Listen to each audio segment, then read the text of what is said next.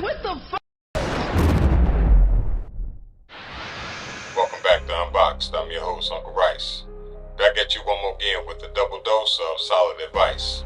If you're new to the channel, make sure you leave a comment, like the video, and subscribe to the page. Help us continue to grow and go. I want to talk about something that happened August 30th in Aurora, Colorado that a lot of you all may not know about. A gentleman named Rajon Belt-Stubblefield was involved in a car accident. And at that car accident scene, when the police came, he got involved into an altercation with the police, and he ended up unalived by the hands of the police officer. His family is speaking out for justice, but I want to talk about his behavior, the officer's behavior, and the fact that he had his son with him while all of this went on. So, according to CBS News, the Aurora Police Department on Friday released the body camera footage from one of their officers showing the officer was trying to arrest Stubblefield, and then an altercation ensued. Now, I'm going to leave the video link in the description of this video so you can get a chance to see what I saw. From my vantage point, he had been involved in the accident. He jumped out the car when he saw the police approaching him, and he already was on tough guy mode. Now, that does not mean that he deserves to be unalived, let me be clear. But he was already on tough guy mode. His son was with him, and him and the police officer got into a scuffle. Now, why they get into a scuffle? The police officer noticed that it's on the ground. So when he looks and he sees the firearm on the ground, the police officer seemed to go into a more heightened mode.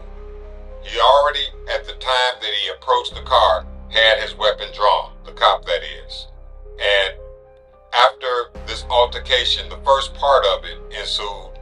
Then it came this really weird part of the video where Mr. Belt-Stubblefield was just approaching the police officer, and he was squatting up. I mean, he looked like he was ready to do something. So Mr. Belt-Stubblefield kind of looks back, and he's instructing his son to pick up the pipe. He's instructing him to pick it up. The son don't do it. He's saying, "Dad, calm down. Dad, calm down." You'll see it in the video, but anyway, though, Mr. Belt-Stubblefield, while he has his back turned, the officer takes a swipe at him, swings on him. Mr. Belt-Stubblefield turns back around, and he like, "Oh, you ready for this? You ready for this?" I mean, literally like it's a street fight. Like, this is not the police in front of him with their weapon drawn toward him. So he like, "You ready for this? You ready for this?" The police officer says, "I will hit you." After he said that a couple times, Mr. Belt-Stubblefield took a couple more steps toward him, and the police officer opened up on him 3 times. I mean, clear as day. Now, the family is seeking justice for this situation. And, man, it's a messed up situation. I'm going to leave the link in the description. When you watch it, I really want your opinion on this because, first and foremost, I feel some type of way because Mr. Belt-Stubblefield was behaving like this with his son with him.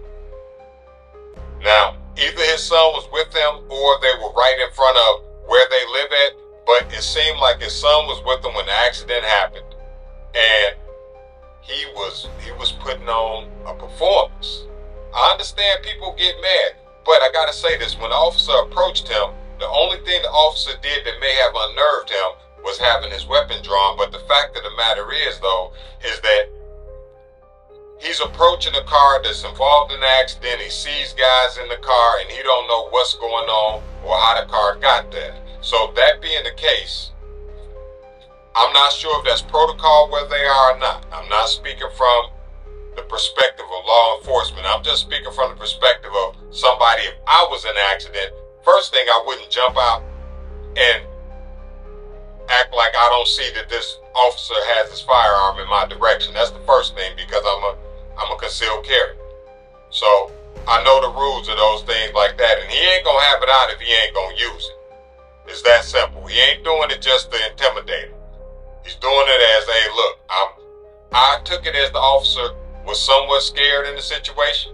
I mean, I want you to watch it and tell me what you think, but I also think, or I wondered, why he didn't think to deploy his taser while he was going back and forth with this guy.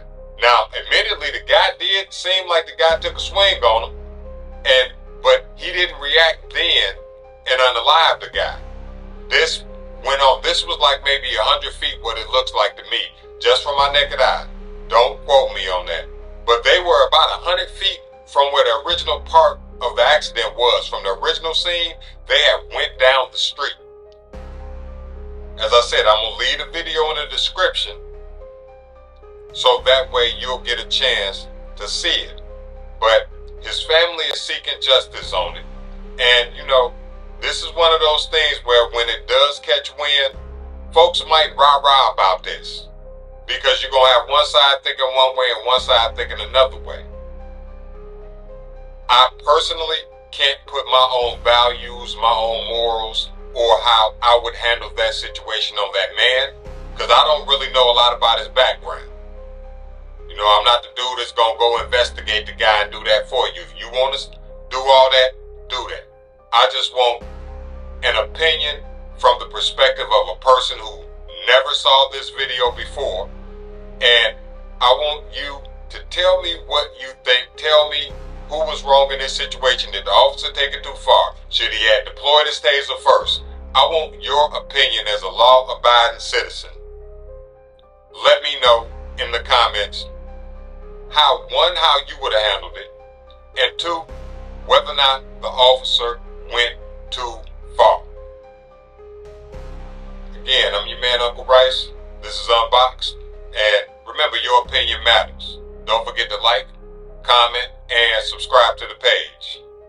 See y'all on the next one.